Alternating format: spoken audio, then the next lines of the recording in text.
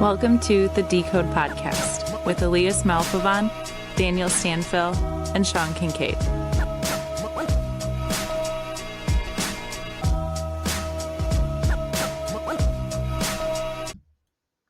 Welcome. Back behind the mic with a six-pack tonight. This is a Decode first. We've never had this many faces on the screen at one time, so you're in for a treat today. Let me just start listing off the people. This will probably take about 5 minutes, but we've got Mr. David K. from Comet, also got Vineeth with us from Comet, and another special guest, Trevor from TechSearch International. A little bit of a different episode tonight. We're going to kind of take a deep dive into an Apple Watch 10, the cellular model. And when I say deep dive, we're looking inside this bad boy. So let's kind of do a quick round robin. I'm not going to read your bios because there's too many of you, so you can introduce yourself, and we'll start with Trevor. Hey guys, so I'm Trevor Yancey. I'm an independent contractor working as a senior analyst for TechSearch International. And TechSearch has been around since 1987. And the leader of the company, Jan Vardaman, is highly respected in the industry, and she provides market and technology research and consulting specific to advanced packaging. I've been working with Jan since the mid 90s, but working for her since 2014. And several years ago, we started doing some of our own teardowns, and this podcast is kind of comes from those efforts. Awesome. Mr. Kruidhof, how was that? A little hard on the H. No, you're so on the confident. As good as I do. I do mispronounce it just like you do. So yeah, I'm David Kruidhof, Technical Sales Manager for Comet Yxlon. It's great to be back. Mr. Vineeth. Hi, so my name is Vineeth Bastin. I'm a senior applications engineer for Comet. So I've been working with Comet for a year now. Awesome. All right, and hopefully you know who we are by now. So let's dive into this. I think Vineeth's going to go ahead and pop his screen up. We'll try to do the best we can for the listening only audience to kind of narrate what's being seen on the screen, but this will definitely be a better YouTube on video. preferable. Yeah. So if you're listening and you have the opportunity to safely tune in on YouTube, we suggest that. Yeah, keep in mind Sean's hair just looks great this time. So it's much better for video. I gotta get it cut. Daniel's hair, spotless. I can't see a single thing wrong with it. Can you guys see my screen? That serves for me too. But we need to let everybody know too, like what we're looking at is an X-ray of that Apple smartwatch, right? So I don't think that's been mentioned. So yet. you want me to so are the people from Comet here? Well, you just never know, man. I wouldn't know. Who knows what we do? I definitely didn't say that we were going to take a deep dive into the Apple's smartwatch 10 What cellular. does that mean? Am I going swimming? That doesn't say X-ray. No, I actually went a step further than that and said by a deep dive, I mean we're going to be looking inside of it. Well, does that mean we're looking at schematics too? You know what I'm saying? It's just say X-ray. I don't know why you're making it so difficult. This chemistry is what the people came for. It just flows, right? Have We're fun just with this effortless. I mean, just... Hey guys, I have a question. Can you guys see my screen? Not yet. No. Oh no. So what am I doing wrong? I don't know, but we'll get there. It's okay. That's why we don't do these live. This will be edited out. Okay. Can be or can't be. David, can you start doing a jig or something while we wait for entertainment? All right. Wow. Things are happening. Awesome. Hey. All right. So Vineeth's screen is up. If you're watching, you know that. If you're not, you don't. And we are looking at a... What are we looking at? Yeah, so let me describe what we're looking at here. Each Apple Watch has this, at its core, an insanely complex module. And this is that module. In the lower left? You know, no, the entire screen. Yeah. I mean, it looks simple. That's one huge package. Yeah. tons of chips inside. So if you guys can see beautiful. my screen, so this is what we scanned. So this is the entire module that we scanned with CT. This is the definition of ultra high density. Like this is. Yeah. So in that entire module itself is on a PCB? Is that like a bottom terminated component in entirety, or? That's the component in its entirety. It's double-sided, but all of the chips on one side are encapsulated, and the conformal coating, or in like an actual mold, epoxy mold compound, and then also there's internal shielding and there's external shielding, stainless steel applied to the outside. And then on the other side of the module, Apple put some other components. So it's a double-sided module, but only one side is encapsulated. But inside that encapsulated side, there, the last time we tear down the Apple Watches every other generation because they're so difficult to take this module apart. So the last time we did this, it was for the Apple Watch Series 8. And inside this module for the Series 8, there were 38 individually packaged chips. And by my estimation, based on the X-rays, there's roughly about the same number in this module for the Series 10. And there's wafer level packages, there's FLGAs for RF modules, there's package on package, there's chip stacking, there's wire bond die, there's flip chip die. I mean, everything. Got the whole smorgasbord on this one. Yeah, everything is inside this module. It's crazy complex, but so cool. So you guys can make these, right, Sean and Daniel?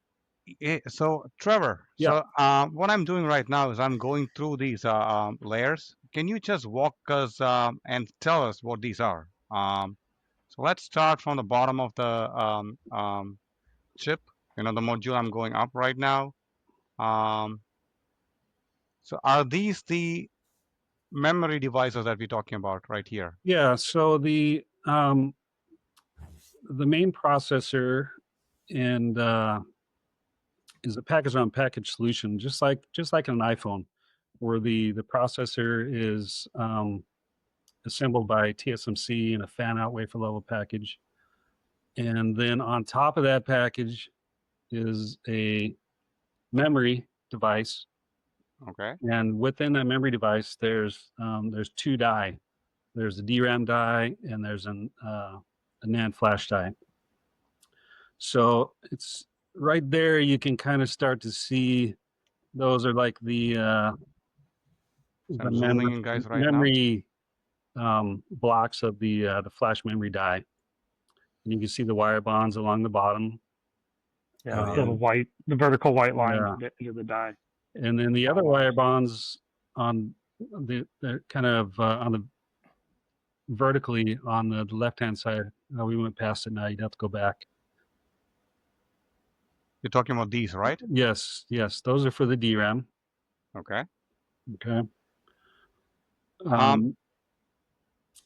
Vineeth, can you, just to give some people some perspective here, can you zoom in on that? Show some measurements or something so they know how wide those bumps are? So these bumps are around those around 100 microns. About 200 microns. You guys in 188, just off the top of my head. Approximately 200, guys. So what, 250 pitch, 250 micron pitch? What is that?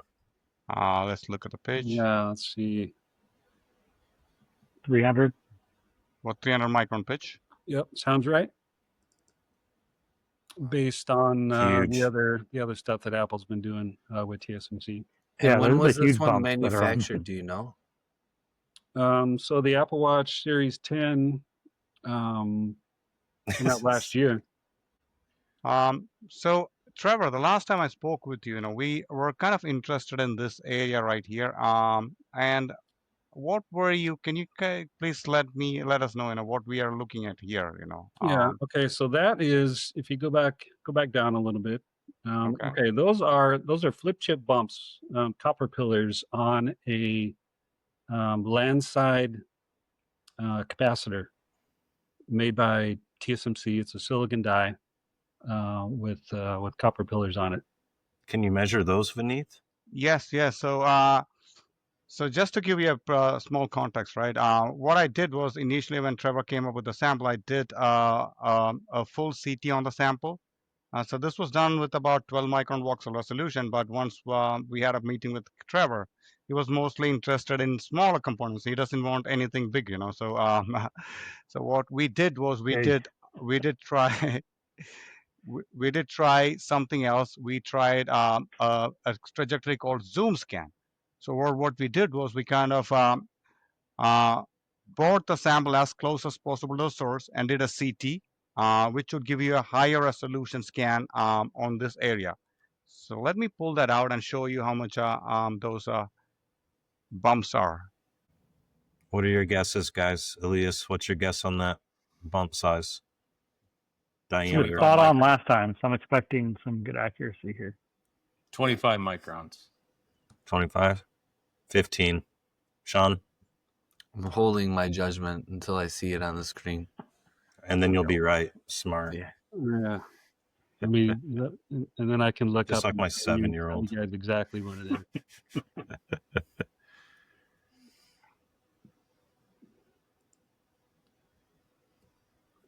So those copper pillars are. We can reveal it right now. No, we'll wait. That's kind of wild. Right. Yeah. Graphic. Goodness. So you can see the voiding there on those. What were they? 188 micron diameter bump. Wow. That's terrible. Definitely not formic acid.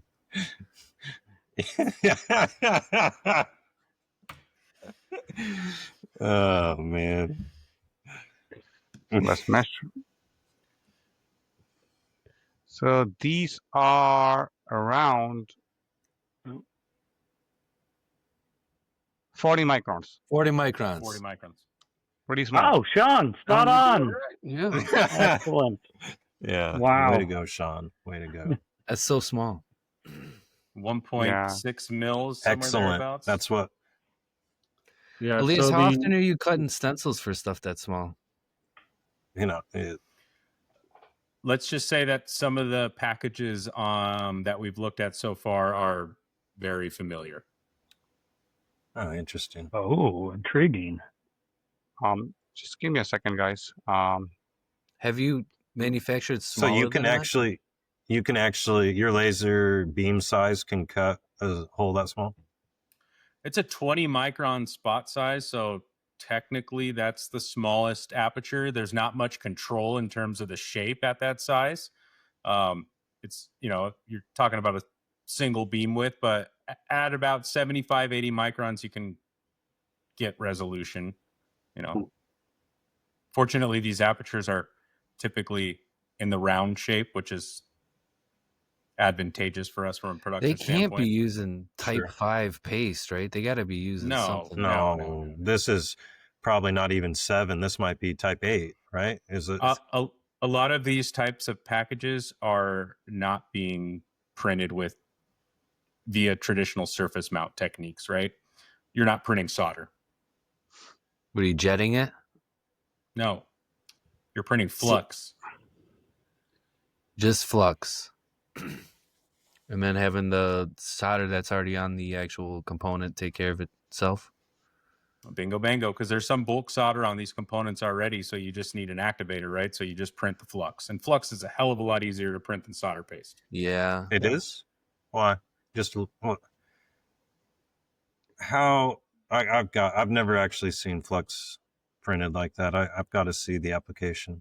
I would just assume it'd be like liquid, right? Liquid versus solder paste. Right. How would it not just spill out everywhere? Like, how do you get gasketing with flux? Well, do you care? Yes.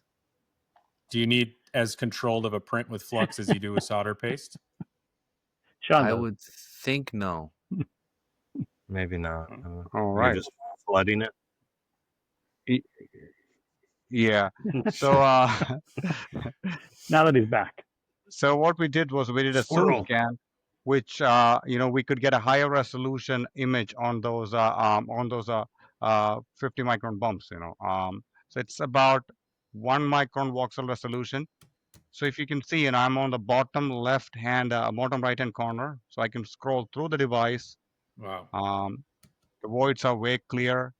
I also remember, Trevor, we were talking about this particular area. Do you have any thoughts on what this is? That would be on the face of the processor.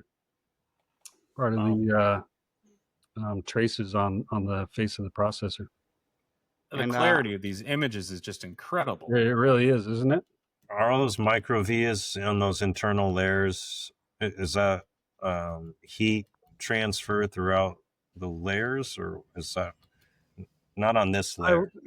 Yeah, I would guess so. I'm not sure about that. Is there even a circuit board this thing's attached to, or I don't? It is. Yeah, it's So this is the actual module. If you can see my screen or hand. So this is actually a circuit board, and the whole component is within this whole device. My goodness. Yeah. Because I don't see where the traces go on this thing. Yeah, Vineeth, you can go to the trace layer, right? Yep. So I'm going to zoom out right now. I feel like I'm in NASA, zooming out. Enhance.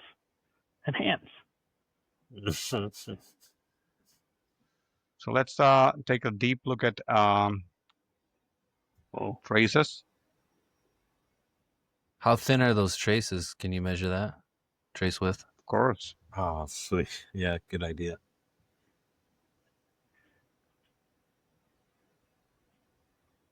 That's crazy. These traces are about 15 microns. No. Wow. How? How? How? Yeah. So, I mean, I've seen technology that can do 1 micron at a time, but it'd have to be something like that. So what we did over here is, we did a zoom scan using our FF35 system, but I also went ahead and I tried something else, which is called laminography, where we tilt our detector at a particular angle and we rotate and take a lot of images. If you see those images, we can even get a much higher resolution than this. That's a different machine, right, Vineeth? Vineeth, did you say they're 15 microns? That is correct. Absolutely. Dude, I just did the conversion. The smallest one I ever did with the LDI back in 2018 on a circuit board would be 152. So it's 10 times smaller. Those are not, let's be clear though, those are not traces within the substrate, within the PCB layers. Those are like RDL traces on the face of the processor die. Okay, so that's the chip level then. Yeah. Yes. Okay. All right. Yeah. So Trevor, so after our meeting, what we did was we kind of concentrated on this area, and we kind of did a little bit of higher magnification CT scans on these areas. This particular scan that you're seeing is of that same chip, which is about 40 microns, and we used another machine called our CA20 to do a higher resolution laminography on these particular bumps. And as you can see, the resolution is way much higher. When you zoom out, when you kind of go through these layers, you can see these voids very clearly. And then now I'm going through these bumps. Yep. Pillars. And this is where I am at. This looks to be interesting. I'm not so sure what it is. Do you perhaps may be able to explain what this is? Well, kind of the bright area right there is the copper pillar. And then above the copper pillar on the face of that capacitor die are the yeah, that would be the copper Is that the pillar. package on package above it? That bump right No, there? no, that's the bumps, the copper pillars that are on the processor itself. So the brighter spots down below where Vineeth is measuring there are the pillars on the capacitor die that's soldered to the bottom of the processor package. But that right there is one of the copper pillars or copper stud on the processor itself. And yeah, they're about 20-25 microns there. And is that something new that you see on these samples, or is that something that you saw on the previous generation as well? No, it's pretty common for TSMC's info fan out wafer level package technology. If you look at any processor that the TSMC makes for Apple, they all have this same kind of technology. So is there solder there, or these are just copper on copper? That's copper on copper right there, yeah. And then the pillars, the larger pillars a little bit down below that are for the capacitor die, there would be a little bit of solder on those. Yeah, if I remember correctly. But it's amazing. And typically, to see this, what would you do? Would you traditionally cross section it, or how would you look at it? We do both. So that would require two different devices. And in one case, we'll decapsulate the package to get the die extracted as one piece, so we can count the number of copper pillar bumps and things like that, measure the die size and stuff like that. And then we would have a second device that we would cross section to look at the layers and measure the layers and thicknesses and things like that. Wow. Well, how do you think about non-destructively seeing this? And how do you like the quality of what you're seeing? And these scans, by the way, these are very quick scans. So this took me about 15 to 20 minutes to scan, and I didn't even destroy the sample. I mean, to me, it's unbelievable what you can actually see with X-ray when you think about how much material we're looking through in that module to get to that point right there, and still have that much clarity. Still have that much clarity is amazing to me. If you had that package on package all by itself, extracted from that module, clarity would be even better. Yeah. And there's something that interesting that came to mind. So I was pretty much looking at these copper pillars and the bumps, but if you go even deeper, you can see these metallization on these die layers. Yeah, you can start all in like 20 minutes. You can see the circuitry on the face of the die. That's crazy. Yeah. So I would give it to you, Trevor. So what would you like to see on this iPhone, on this iWatch Series 10? What's some other things we could look at? Maybe we could look at one of the RF modules or something like that, and look at the different types of devices in there. There's several RF modules encapsulated inside this one large module. There's one for Broadcom. There's one from Skyworks. There's some modules from Qorvo. You could look at one of those if you want. Okay. The Skyworks one is interesting because it's got it has a couple stacked die that are wire bond, and then it has filters that are flip chips. So it's kind of got a variety of components inside that module. I could point you to that one if we pull up the. Here we go. So that's our entire module. So let me just make sure I align it a little bit better, and then let's scroll through the layers. This module that I was talking about is up in the right-hand corner up there. Yes, that one. No, not that one. The one right below it. Right below it. Yes, right there. This one right here. Yep. So you can see right there in Oof. that Guys module. are having some stencil issues on that one. A lot of There's voiding. A lot of voids over here. Yeah, those are all filter dye. And then the bottom right-hand corner, there's 2 stack die. There's a power amplifier. You could see right there. You can see the circuits on the face of the die. If you go back down a little bit. Or back What's up. amazing is that just this little module, it's in and of itself is, you know, a SMT marvel. Yeah, just alone, right? Like I'm. It blows me away that ASC and USI, which is the company that assembles this module, that they can get these things to yield, you know, at a reasonable level, because there's so much going on.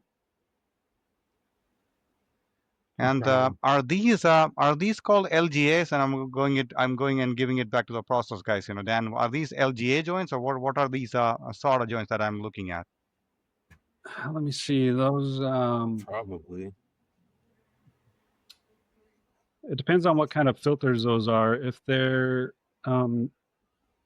Skyworks SAW filters, it would kind of be like an LGA. But if they're the BAW filters, they're copper contacts of some sort. Okay, how about these voiding? You know, are these what do you guys think? You know, is it a lot of voiding, or are these acceptable? The majority of them are fine. You have a few that look. I mean, yeah, that would be concerning, but it's probably still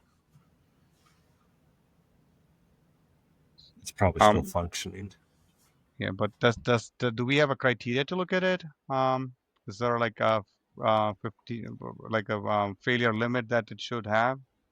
I think the thrown around number you always hear is 30%. You want less than that, but that's kind of a standard for a certain class of devices. Some people, some customers, or application specific require less than 5%. So it just depends. Wow. Okay. You have to use vacuum. You have to use vacuum reflow, or else you won't be able to meet it. Yeah. BGAs, they're saying it's 30% maximum voiding area. QFNs is up to 50%. Okay. When you think about how many thermal cycles all these solder joints go through in the assembly of this module, you know, it's amazing. Yeah. Some tiny passives on there, isn't there? Yeah. I'm kind of amazed by how detailed I can see with like a 23-minute scan. You know, I can just go over, look at it, you know, I can pretty much look at what is inside the package. So I would have assumed you had done an overnight scan or something to get this level of clarity. Why can't we use this on lottery tickets, David?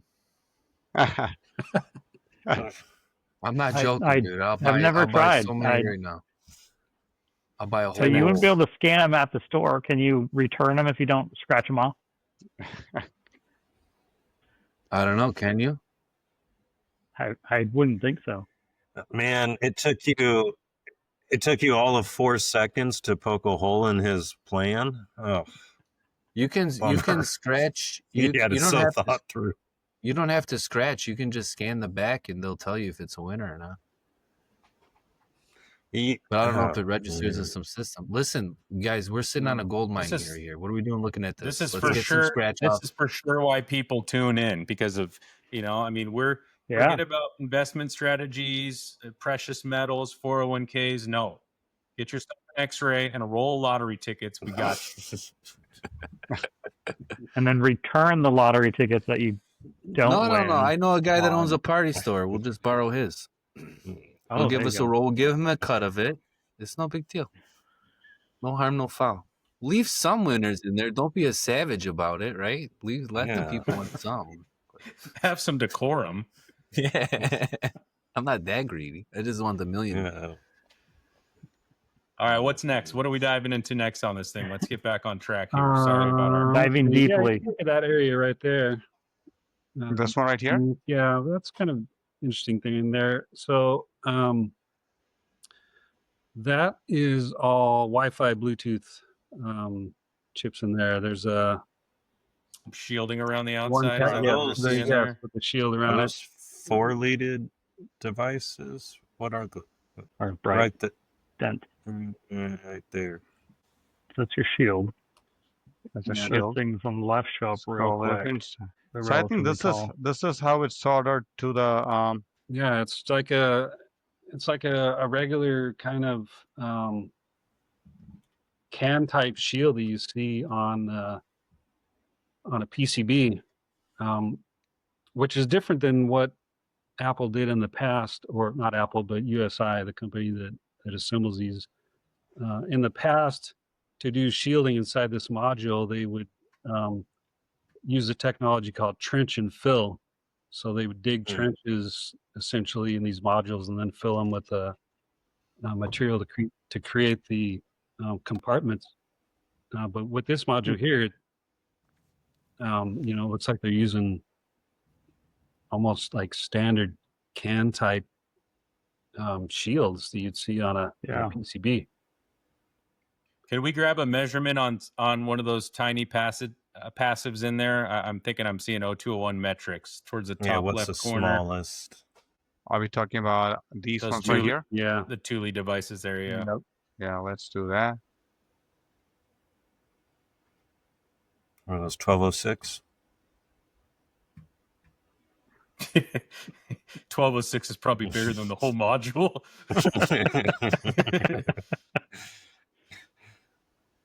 A terrible guess. About 160, 170 microns. 0204. Yeah. Yeah. 0201. Wow. Yeah, 0201, depending on how you look at it. So then those bumps right beneath that area that you're looking at there, that's there's 1, 2, 3 of them along the top there. Those are RF switch ICs from Sony. That one's got 9 bumps. And then the one off to the right, it's got, that one. And then there's one more. Those are RF switches. And then the bigger IC down below is a Wi-Fi Bluetooth SoC from Broadcom. Why do you think all the different?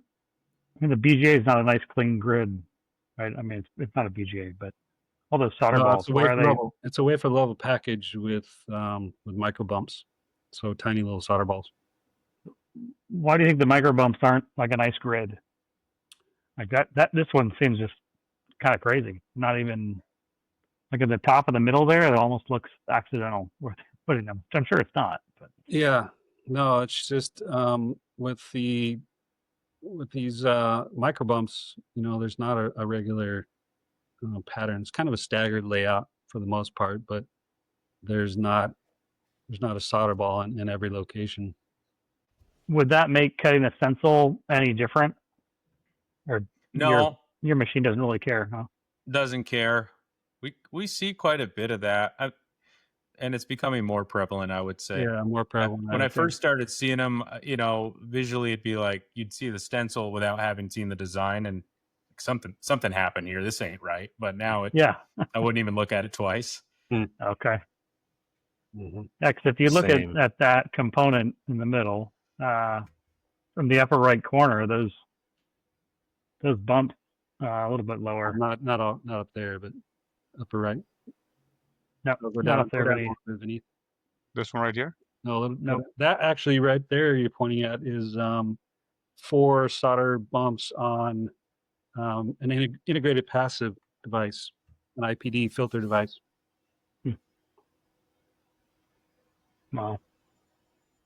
Yeah, just below those 4 bumps is that component with the kind of haphazard bumps. Yeah, those to me, those are almost. I mean, they're not in a line, right? And like variable pitch. Weird. Yeah. Yeah. Irregular for sure. Yeah. I saw something kind of cool. Vineeth, can you go up and to the right a little bit? On the same chip, or are we talking about another chip? At the very top of your screen to the right side, just above that array there, you can almost see some stencil strategy on those passive components. Do we see a little bit of a home base type pattern just to the left there? That larger passive, right where your mouse is. These Those ones two. Yeah. Look, you can see the artifact of probably a home base aperture there. Yeah. Kind of cool. Must be a good strategy if they're using it on this. So why would they use a home base aperture? You know, what's the reason for using that? When it's inward facing like that, the primary function that serves is to mitigate mid-chip solder balling. Okay. And when you're talking about a dense package as dense as these are, a solder ball would be catastrophic. You'd be shorting something so fast. Especially with all these low standoff height packages, right? That's a bad combo. What do you think, Sean? Cool stuff. What do you see in here? What I see the wheels in your head turn. For the listening only Is Sean audience, here? there's smoke coming out of Sean's ears right now. He's just ferociously thinking, and I think now is the time. Give it to us, Bob. What do you got for us? Frozen mahi. Early, oh boy, yeah. No, now we've got to no. keep it in. Now you got to put it in. He locked it in now. But seriously, you had me thinking about the mid-chip solder ball. That's with the home plates inward facing. What's the outward facing for? Tombstone. Yeah, thanks, Daniel. Yeah, outward facing is commonly associated with tombstone reduction. Which is almost what are those little coils there? Look at that. Yeah. That's cool. Conductors, yeah. And you know, we can even get a much higher resolution. This is not even the highest resolution scan that we ran. You know. That is so cool. It is. Well, thanks for bringing your best resolution to the scan today, Vineeth. Yeah. Yeah. Goodness. I thought we were doing a deep dive here. I guess we're just doing an X-ray. We're doing a quick dive. What else would you guys want to look into on the tip? Well, part of the limitations on your voxel size or your resolution is the size of the thing, right? So in this case, you did a full CT, so you have to spin the whole thing around and keep it all within your field of view. With the other scan he showed you earlier is doing laminography, and so he's just doing it on, what was that, a millimeter square or something. And you can get a much higher resolution if you look at a smaller portion at a time. I would like to see some wire bonding if you guys could go to any of those levels. So there's a couple different spots. There's that. Well, there's several different spots. Actually, let's go. We can look at a different chip. Go up, that right in the middle. Yes, right there. That is an modem chip. So it's an FPGA with there's some wire. Yeah, there's a DRAM stacked on top of the baseband processor in the modem.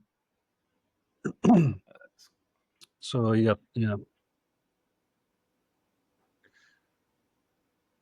Can we get a size on that wire strand? Of course we can. The width of it? Yeah. Daniel wants width, length, and approximate angle. Thank you. It's about 25 micron. Yeah. Wow. It's probably not Thin quite strand. that big, right? In real life. Maybe a little smaller. Can you scroll down a little bit, just a little bit? No, like with your screen. Because it looks like they cross right there in the middle. Nope, zoom in. Zoom in. Zoom in. Zoom in. Zoom in. Zoom in. Zoom in. Zoom in. Enhance. Right there, right there. Now cycle back. Go other way. Keep going. Keep going. This is, for the listening Right there, right audience, there, this right is gonna there. be Right there. Go back. amazing. Go back 2. Go back one. No, don't zoom, but like go Yeah, right there. Do you see how close those are right there, almost touching, right by your mouse, right Oh, there? you're talking about this one right Yeah, here. yeah. Yeah, really close. Eagle eye. Nice. Piano wires. It's that trace eye. Coming close. Those are close. Because if you cycle like one more to the left, yeah, you can see it gets even more, one more left too, right there. It's like pretty close, man. It is close. So, so that's exactly how we do a CT, right? So, when we start, obviously, when we don't know what a defect is like, we would start doing a CT on the entire component. Now, like when you saw a defect, we can kind of zoom in and try to do another higher resolution scan on these radii to see, how close these are or whether these wire bonds are actually shorting. So that's traditionally how we inspect in CT or with X-rays. Yeah, it makes sense. Plus the image, like how big of a file is this even that you're like cycling through all this data and all of this, like it's got to be a large file, no? I mean, it's not going to be a small file, but there are ways.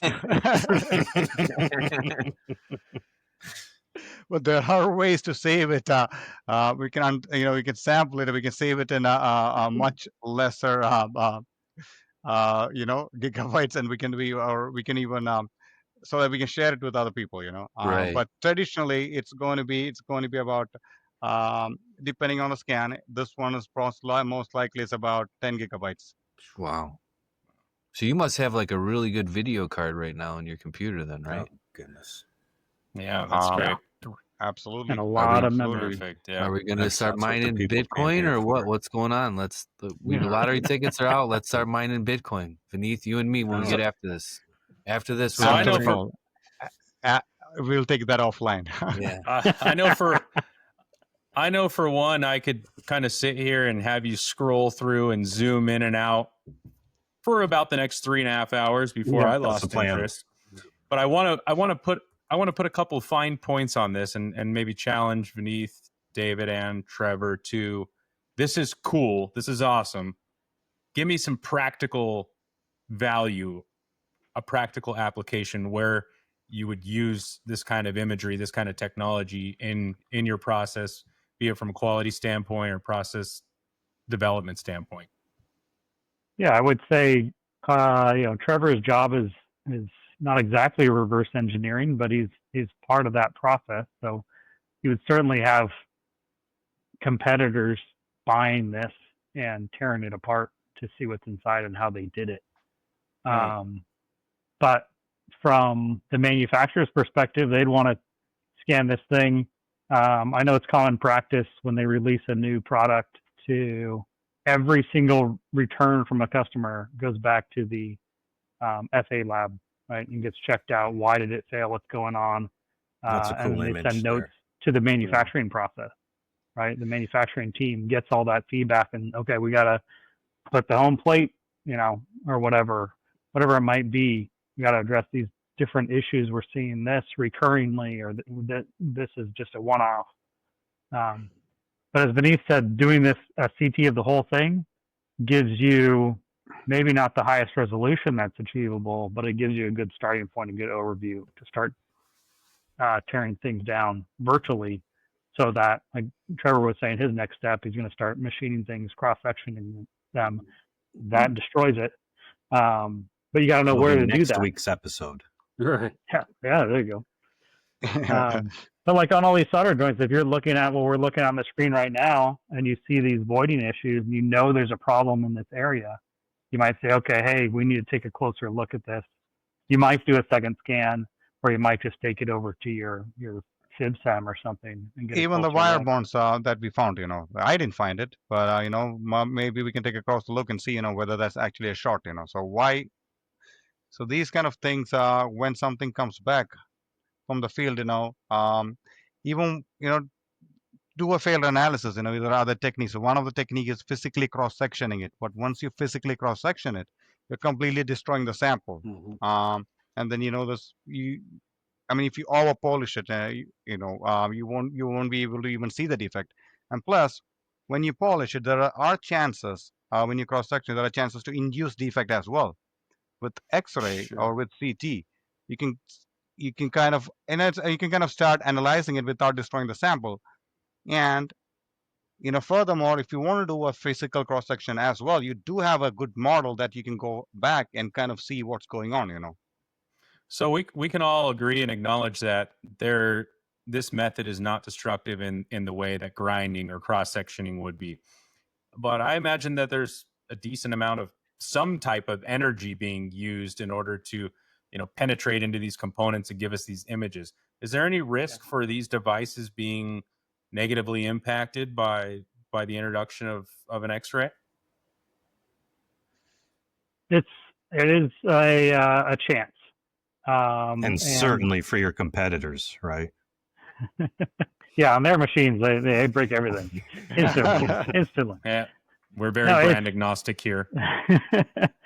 There's certain things. Memory is typically more sensitive to radiation potential damage.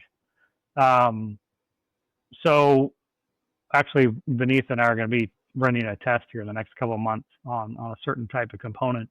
But different companies do it every so often. There are some public papers that have been written about it, and that's part of the reason doing a quick scan is important, right? So if you took this watch and you did a 15-minute scan, took it out, almost guaranteed you're going to have no problems with it. But if you put it in there and you X-rayed it for like 12 hours straight, yeah, there's probably going to be some damage. Well, right? what's weird though is so this is an Apple Watch, right, which goes on your wrist. And I had a guy when I was at Apex. I was looking at all watches typically do. Well, this one especially goes on your wrist. Yeah, pocket watches don't. The full Comet, you guys will understand. Guy, he's so aggressive today. You need to dial it down. So, when I was at Apex, went around to a couple of the X-ray guys, and one guy has a constant beam X-ray, right? It doesn't save the images, so it's just constantly hammering it. And he was saying, even with that constant hammering, it's still less than what you experience on an airplane over a 3-hour flight. So it's just weird that, how much damage could we be doing by this image taking when the same people will take that same watch on their wrist in an airplane, right, for hours at a time. So, I think it's a little bit overblown. I don't know for sure, but and I don't even know if that's true about the airplane thing. Radiation. It doesn't feel true. It is true, but it is true actually. Yeah, in your face. Nope. Frozen mahi. I'm gonna start taking trains. Yeah, when I would first start explaining to people the safety of X-ray, give them that example, you had two very different trains of thought afterwards. One was like, "Oh, okay, so it's not that dangerous," and other people going, "I'm never getting on a plane again. Thanks for that." Okay, you've been doing it. We've all been doing it for plenty of time. But yeah, the radiation from space, it's stronger when you're in the sky, and the plane does not have shielding on it, at least not enough to think about. The radiation inside of most of these cabinets is not very high. Yeah, every once in a while, the crazy guy makes sense. You just got to accept it. Well, unfortunately, we'll be editing that part out. So